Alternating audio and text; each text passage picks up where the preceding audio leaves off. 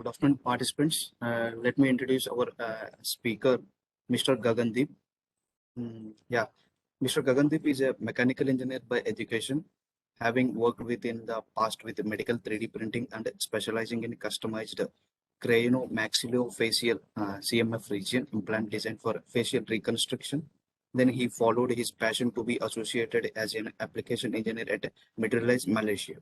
His role being software support specialist to engineers and surgeons, providing them with a customized troubleshooting solutions for pre-surgical applications, for which he ensures to upkeep himself with the right knowledge of medical anatomy and awareness of medical 3D printing industry to warrant best customer experience. Thank you, sir. Thank you for accepting our proposal. And let me see, let me hand over you the session to you. Thank you. Thank you so much, sir, for the invitation. Just quickly, just give me a minute. I'll quickly share my screen with you. Yes, sir. I hope you got the privileges to share the screen. Yes. Yes, thank you.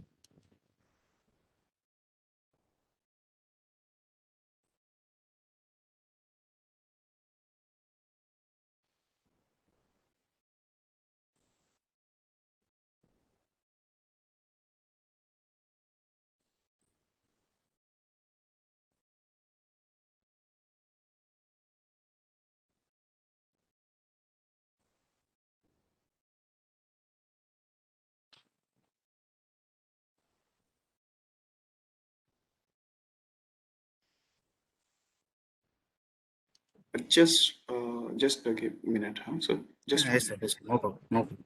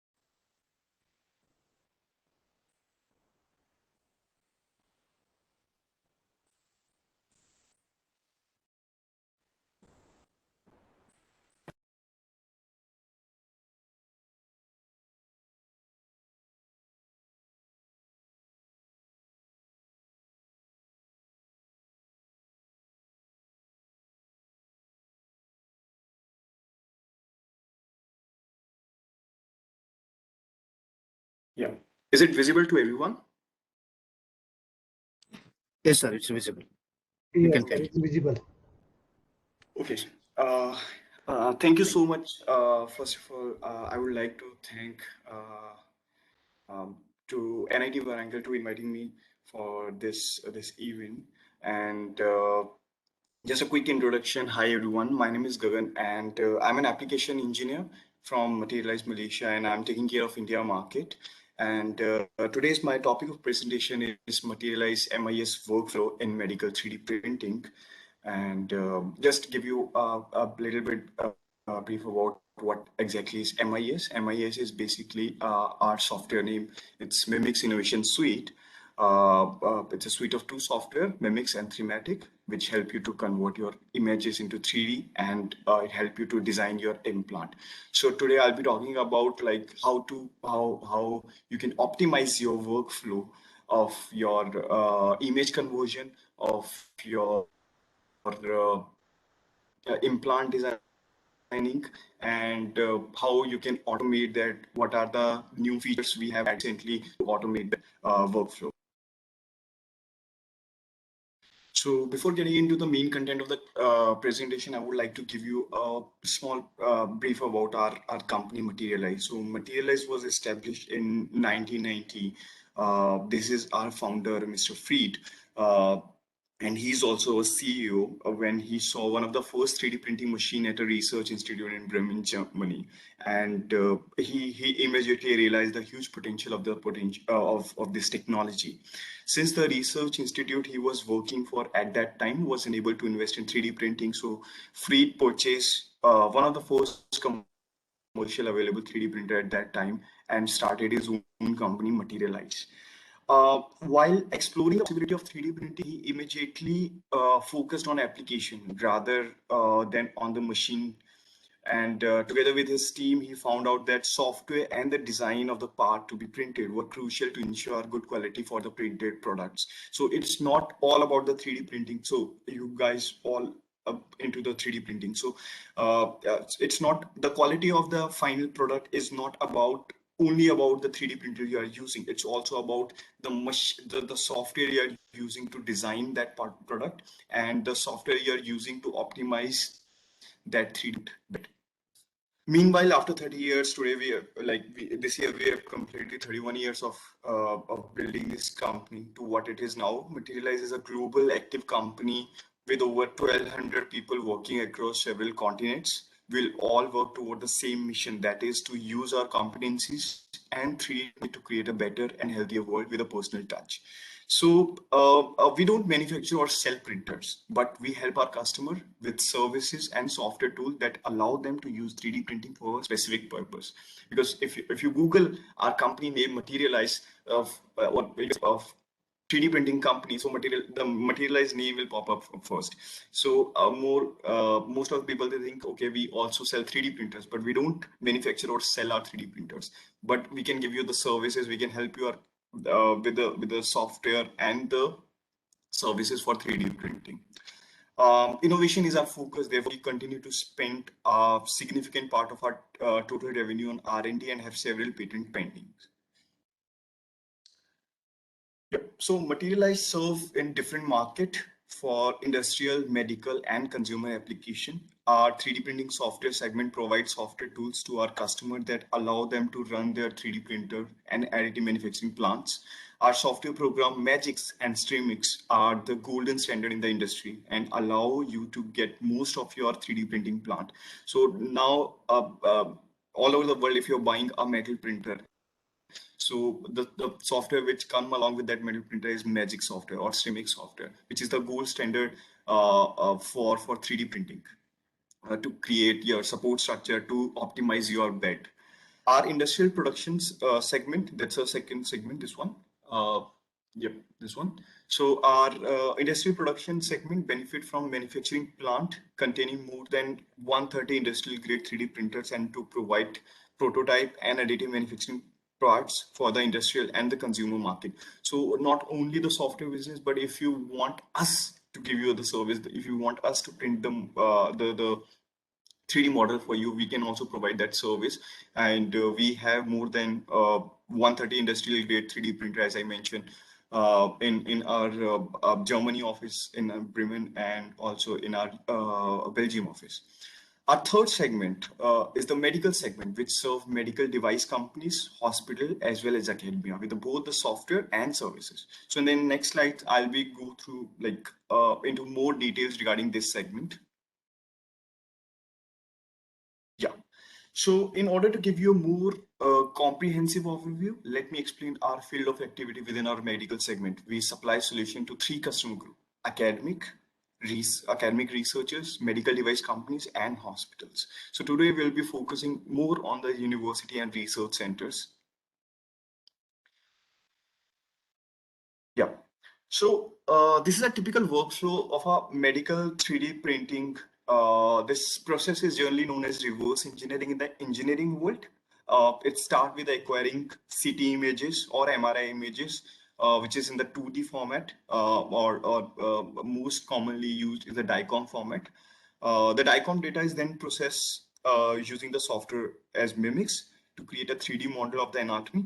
the 3D model file is then imported into the design software called 3matic from Materialize to create a final implant design.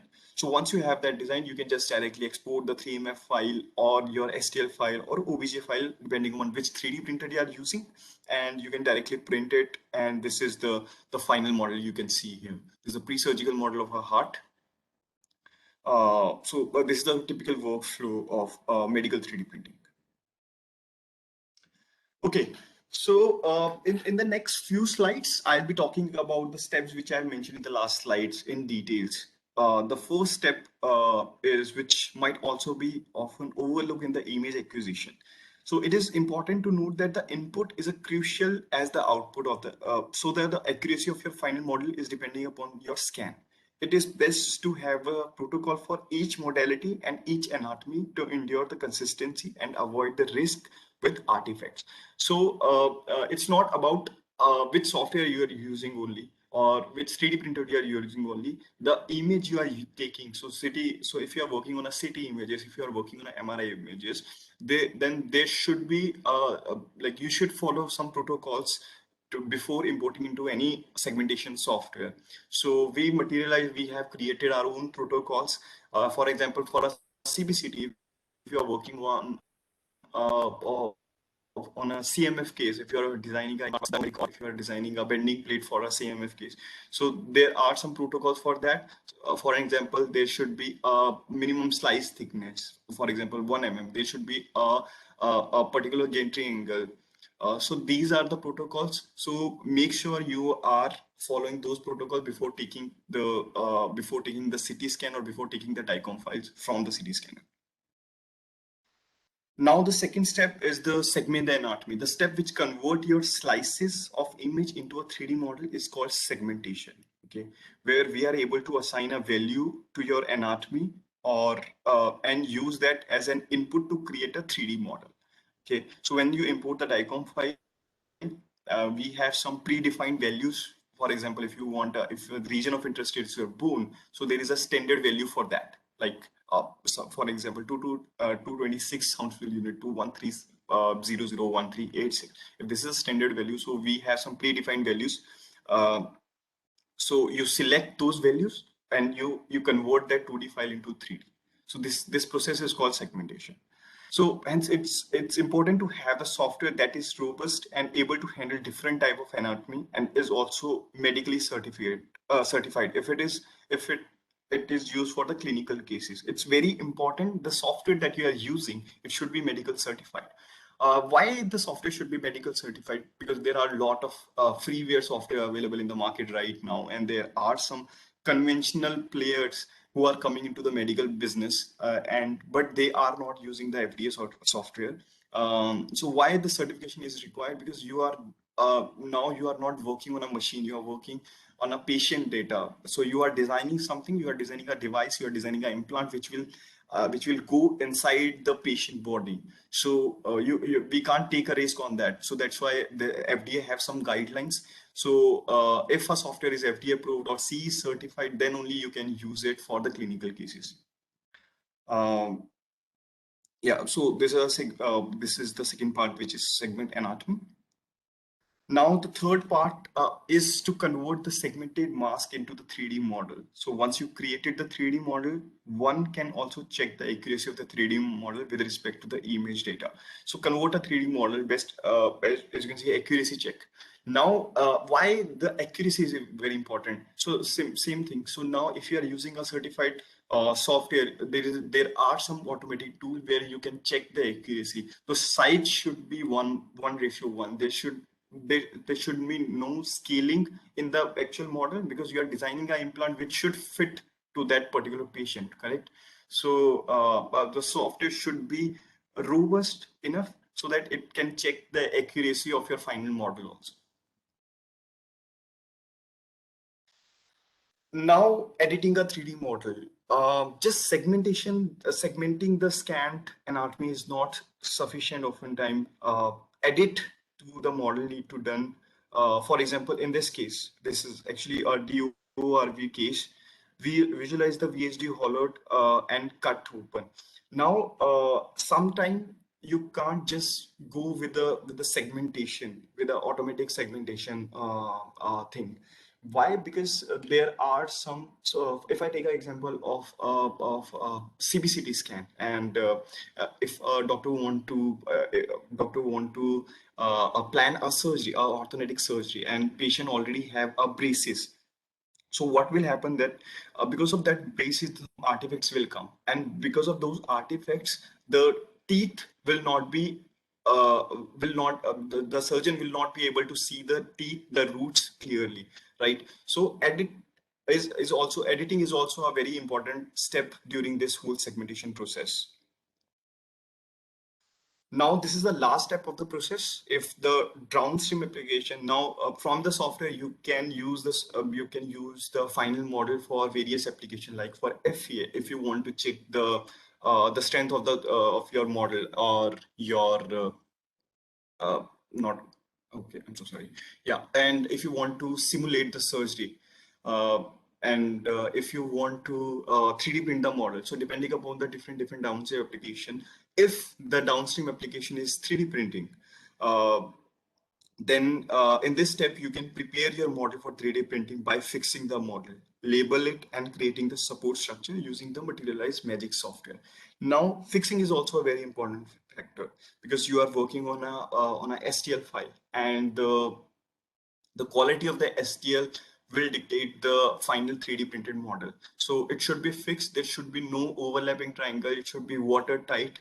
So this prepare for printing part is also very important as the designing of a model. So this was the last step in this whole segmentation process, from your 2D DICOM file to 3D model. Now, those were the steps for 3D printing. In my upcoming slide, I'll be showing you some of the method to optimize your workflow. So first is the start designing with the end mind. If the end goal is to design a personalized device that accurately follow the contour of the anatomy, it makes sense to take the contour of the anatomy. Example, segmentation from Mimics Medical as the baseline, and to start a design process directly on the 3D STL model. And if the design concept you are working on is an implant, so an additional advantage of using a 3D printing in combination with a dedicated software like 3Matic Medical is that porous structure can be designed right onto the implant. So this way, there is no need of additional chemical or other unpredictable treatment process to obtain a porous surface. And by adding a porous structure, you can improve the interaction with the surrounding tissue by enhancing the bone ingrowth and mimicking the native mechanical tissue properties. And also, it will also help you for 3D printing, because now you are increasing the surface area by adding the porous structure. So stress shielding also reduce, and also it will heat dissipation also increase with adding the porous structure into the structure, into your implant structure. Automate as much as your workflow as possible. So through scripting design process steps, when when you are designing a personalized device, it might seem counterintuitive to automate a large part of that workflow. After all, the devices are unique to each patient, right? So, well, it turned out that usually a major characteristics of the design are similar between the patients, or at least similar enough to able to automatically generate a personalized device. So, suppose if you're designing a bend plate for an orthopedic, or a bend plate for a CMF application. So the first step is to wrap the model, to smooth the model enough so that you can use those contours to create a plate, right? So first 2 or 3 steps, from the importing, segmentation, smoothing, and wrapping. These are some of the standard steps. So what you can do here is you can automate those steps. How you can automate this step? You can create your own script using Python, and you just need to import that Python script into the software. Then the software will automatically do all these 4 steps by its own. It will import the model, it will create the smooth structure, it will create the wrap structure, which is the watertight, and it will also extract the surface from the bone.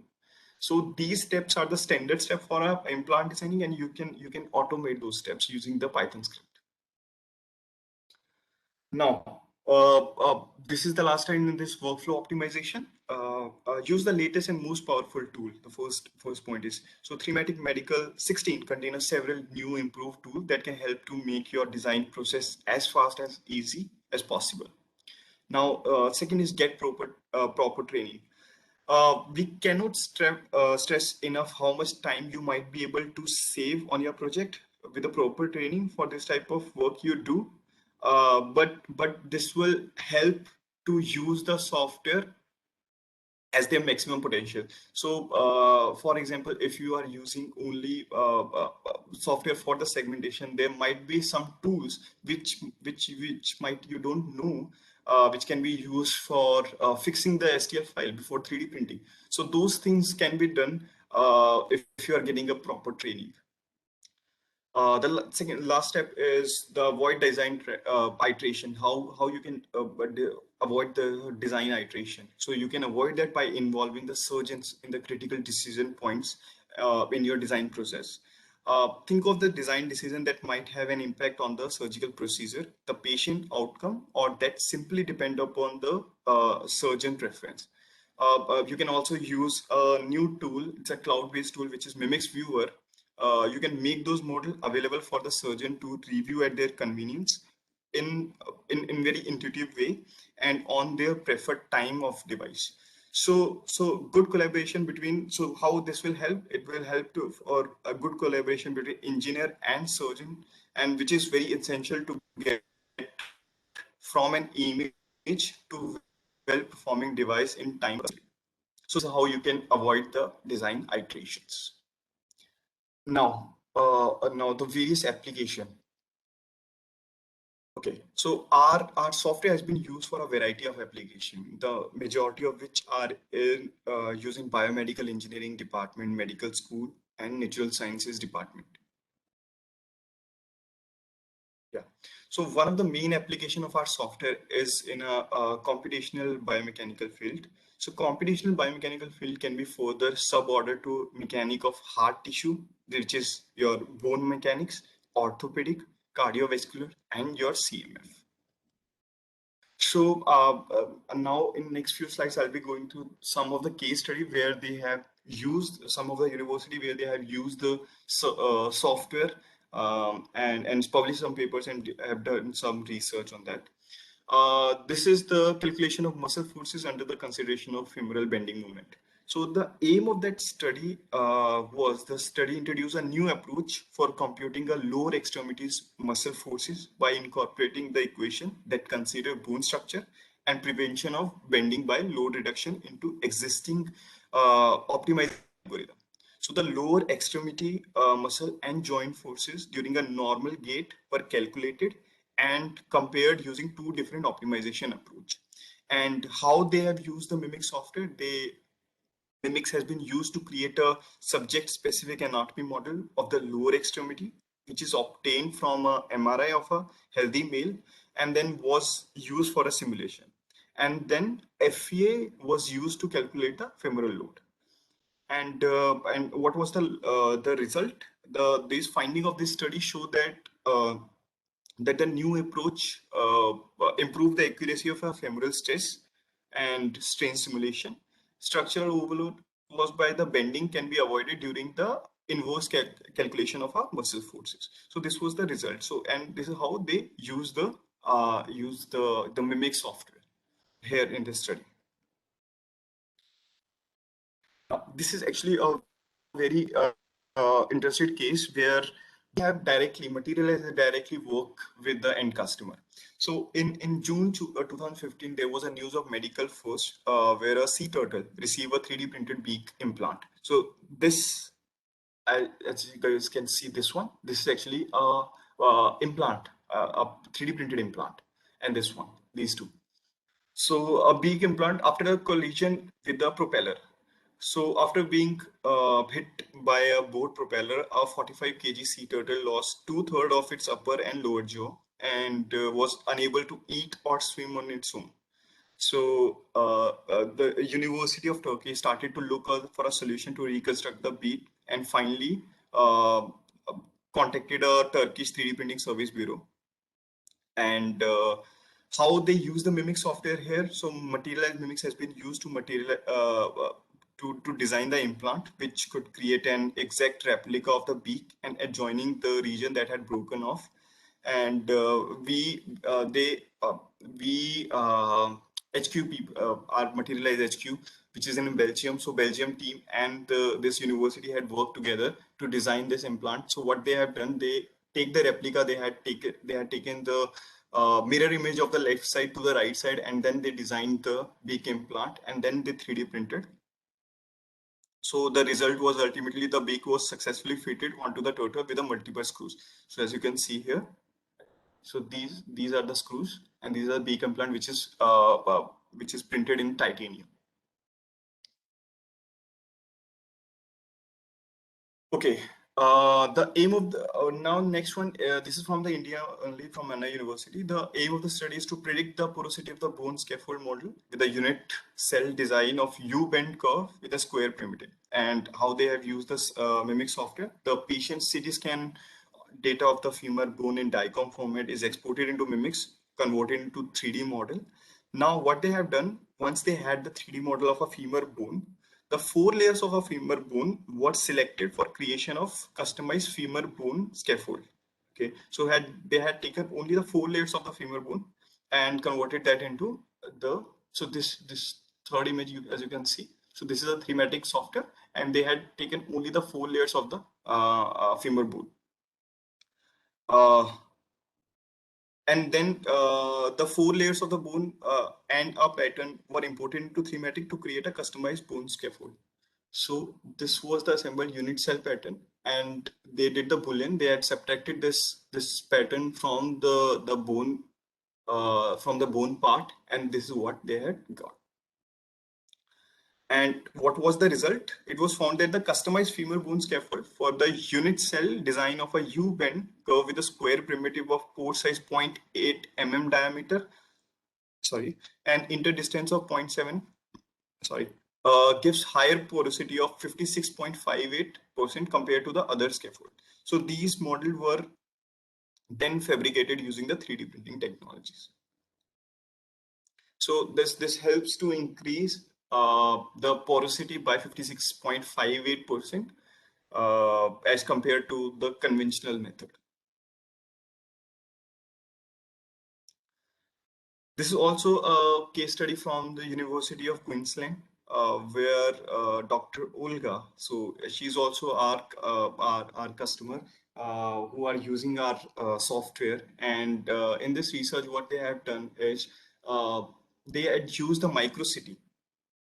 They had used the microcity of a monkey, and they had created this model. Out of microcity, they have extracted the bone region, and using the Mimic software, they have also created the they have also assigned the material as per their bone density of that monkey. And depending on that bone density, they have assigned the material and created the mesh, and then they imported it to the ANSYS software, and they did the simulation in ANSYS. Yeah. Now the second main application of our software is in medical field, which can be classified into clinical and non-clinical. Categories of medical school included orthopedic, cardiovascular, and CMF. Now, this is from the University Hospital Brazil. They have used the software, and what was the aim of this study was this was to achieve a good functional result after total hip replacement, which is THR, accurately restoration of hip biomechanics with the appropriate implant and sizing option essential. So this was the aim of this study. What was the problem actually? They had faced. Well.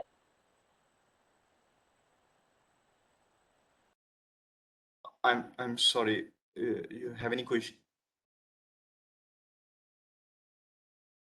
Hello? No, sir. No, sir. Continue. Sorry. Okay.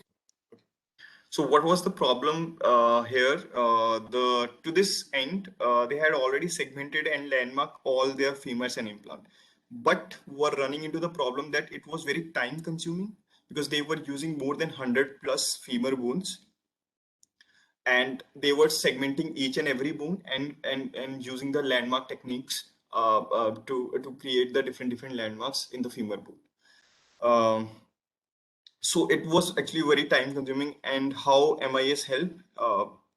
So at that point, they had found out about the new scripting module in the innovation suite, which with that some help on that scripting part of from this. So what they have done, they had created their own script to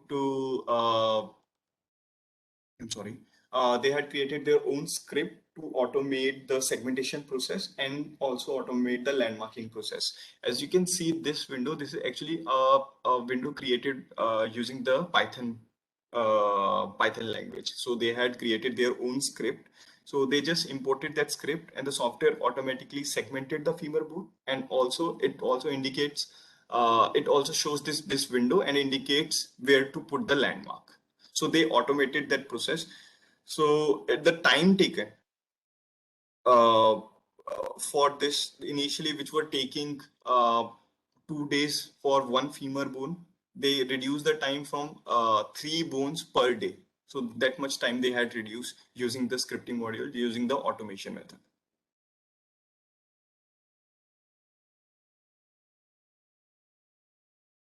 Now, in this case, this is also a similar kind of case. This is the hip stem. This implant is called the hip stem. Now, the condition was here is they wanted to implant this, they wanted to position this hip stem into the femur bone. So they had taken it was a medical device, new medical device design. So the traditional one, the length of the traditional one is little bit longer than this one, but the result they were getting was not that highly accurate. In the sense, the accuracy was somewhere between 60 to 70% at that time because of the length and because of the width. And sometimes it fails because of the fitment. So in this case, what they have done, they had created a statistical shape model, which is SSM. They had created a SSM model. SSM model is basically an average of 100 models. So suppose if you are designing a implant or a medical device company designing a implant for India market, for a India for a Asian people, or you can say for a Asian people, Asian male with the age limit of 30 to 40 years. So what they can do here is they can take the data set of 30 to 40 years of male, superimpose it, and create a average model. So that average model is called SSM, statistical shape model. So they had done this using the Mimic software. In Mimic software, they have imported the all 100 of data set, segmented that, and created the average size model. And using that as average size model, they have redesigned this or modified the traditional design, which shorten the length and increase the width. And the result was the accuracy increases from 50% to 75 to 80%. Now, this is my last slide, and here I would like to show you our recent update of Mimics Viewer. Mimics Viewer is basically as I've already mentioned about the design in my design iteration part, like how we can reduce the time between the engineer and surgeon, how we can reduce that communication gap between the engineer and surgeon, that is using Mimics Viewer. So how Mimics Viewer works basically, so if you are our customer, if you are using a Mimics software or thematic software, you will get access of Mimics Viewer free of cost. It's a complimentary software. It's a cloud-based software basically. So if your engineer is sitting in Delhi, for an example, and your surgeon is sitting somewhere in Chennai, so how they can communicate? They communicate like a Zoom call, WhatsApp call, or normal video conference, right? But then it's depending upon the surgeon times also, like how, like whenever they are available, then only they can make the call, then only they can see the designs. But Mimics Viewer, how it helps, so now the design engineers can create the model, upload it in the Mimics Viewer, and create a link, and that link can be shared with any surgeon, and that surgeon can, whenever they have time, they can click on that link and they can see the Mimics window. when I say mimics window, they can see the CT scan of the patient, they can see the 3D model, they can see each and every mask, they can see each and every parts. So they can also, now if there is any modification required, so the surgeon can add their comments. They can also highlight some of the region which is not there, which is not segmented properly, or which should be added in the final design. So this is how you can communicate using the Mimics viewer, and it's a cloud-based complementary software with the Mimics software. Now, with Mimics viewer, now we recently added a additional module, which is your virtual reality VR module. Now, along with viewing the model, now surgeon can also simulate the surgery virtually using the VR gears. So it's a small quick video to show you how Mimics viewer virtual reality works.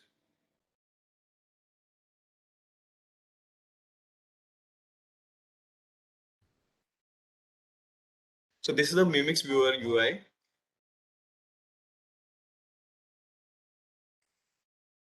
And this is the VR.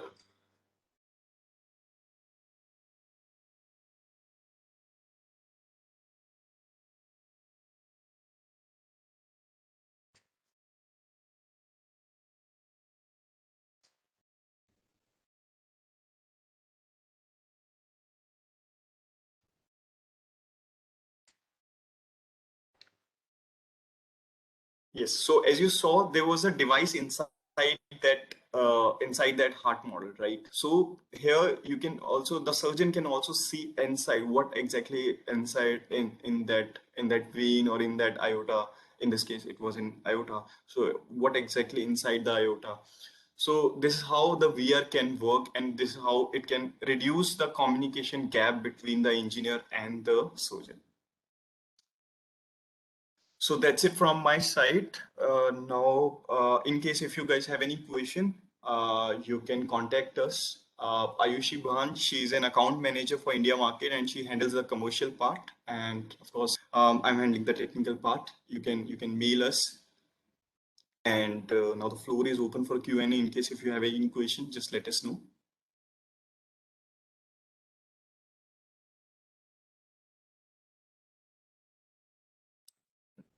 Anyone has any Thank you question? for such a wonderful session. We have given more information about the Mimic software and the MIS software itself. I hope it will be very helpful for the participants. Yes, sir. Thank you, sir. Thank you. Okay. So the floor is open for Q&A. If anyone has any question, just if not, then maybe we can wrap it.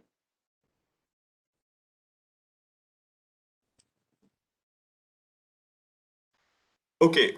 If not, then maybe thank you, everyone. Thank you. I would like to thank NIT Warangal team for giving me this opportunity to present our solution. And as I mentioned, so in case in future, if you have any inquiry about the software, if you want to know more about the software and you want a free demo or of our software, just you can contact us in this email address. And thank you so much. Thank you for your time. Thank you, sir. Thank you very much.